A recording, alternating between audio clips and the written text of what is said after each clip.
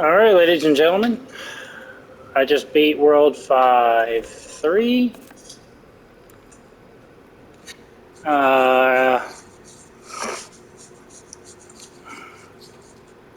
As you can see, I'm on New Game Plus 3. And like I said before, if you don't make the Insanity Catalyst and if you don't make the Pure Blood Sword, then you can, in fact, beat this game and platinum this game in New Game Plus 2 if you'd like. And you can have the penetrator set and everything. Essentially have everything done in the game that you could possibly do. The difficulty of this game maxes out at New Game Plus 5. In the original, it maxed out at New Game Plus 7, I believe. And so there's nothing more to be done in this game if all you're looking for is the trophies. Alright? So with the Pure Blood Soul... Oh, do you have further offerings?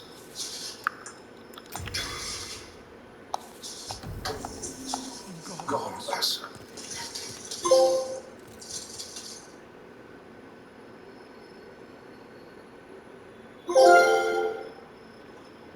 That's it, boys. There's nothing left to do. And that's how you platinum Demon Souls Remake for the PlayStation 5. So, the next time that you'll see me, I might be playing Metal Gear Solid 5, because that's been requested of me by the very same person that I originally dedicated this this series to, my good friend Alex. And aside from that, that's it. So, closing remarks. I thought about this, and I couldn't really think of much of anything. I do want to tell a story, though, since I'm no good at whistling. It's not a story about my life. It's something that's much more important. You see, back in the 1700s, there was a mighty beast that plagued a small area in rural France. And that beast had developed a taste for human flesh. And this is real. This is part of our history. This is not the history of the world. You know, this is not a fictional story I'm telling you. That you can look this up. This is something that has happened.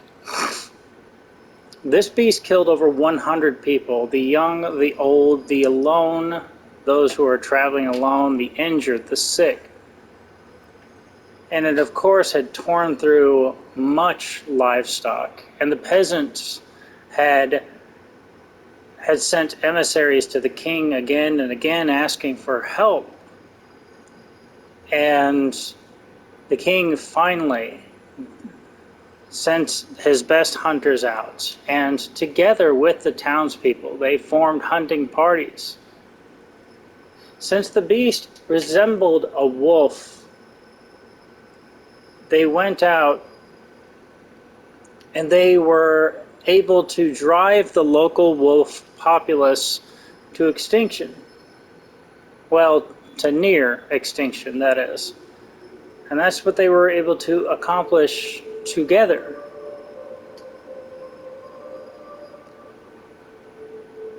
That region was never plagued by this wolf ever again. So whether it was one wolf or whether it was just a small percentage of wolves, they were never plagued by this beast ever again. It could have just been that they scared the beast off, and it has yet to return, possibly even dying naturally of natural causes.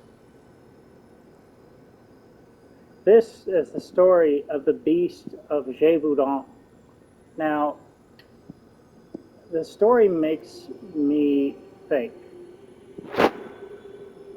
and I think that maybe it could make you think. You see, the people of Gévaudan, the people of France in the 1700s, they're no different than you and I, simply because some cartographer drew lines on a map.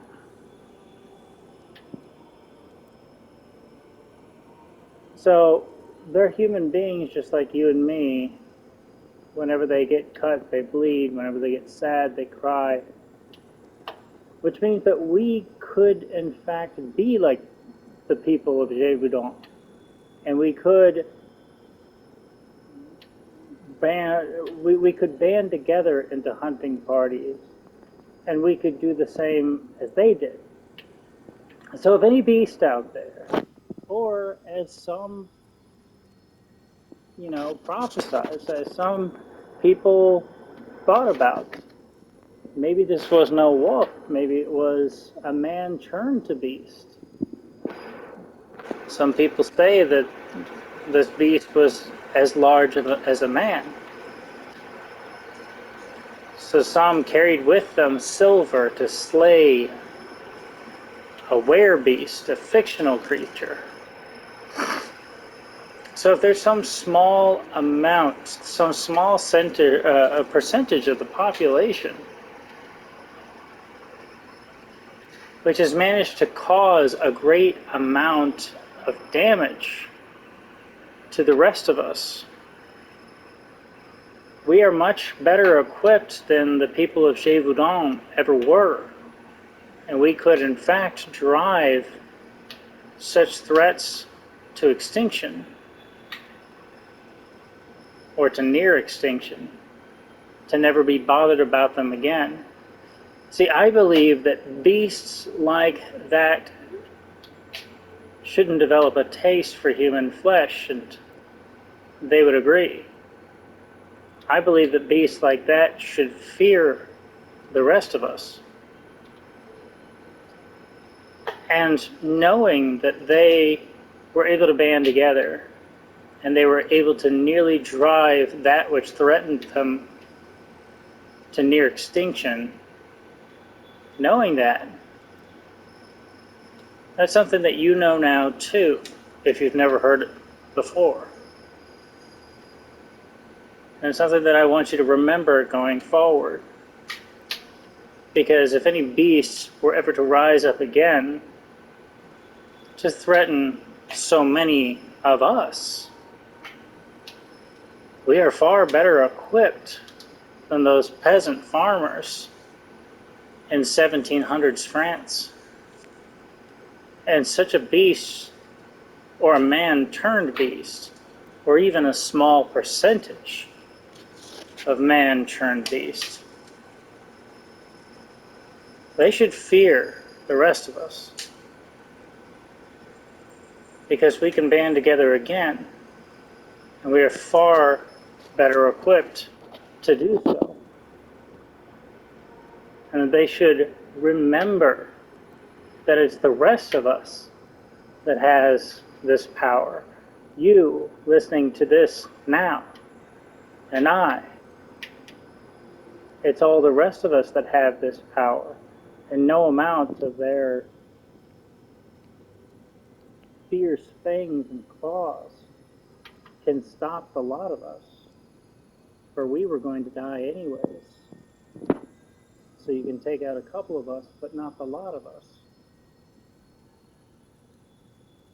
And we can ignore these cartographers that have drawn these lines on our maps, and we can ignore the efforts of such beasts that might attempt to divide us so that they may conquer us.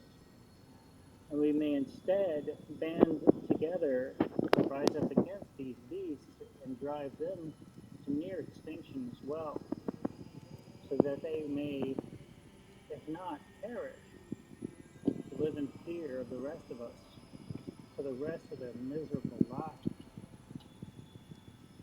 And I think that that's important to keep in mind. Something else I've always adored about the French They did invent the guillotine. That'll be it for this series, ladies and gentlemen, and I'll see you the next time that I get the chance at the next game that I've taken an interest in. Most likely, Grand Theft Auto 5. I will talk to you later. Bye-bye. Thanks for watching.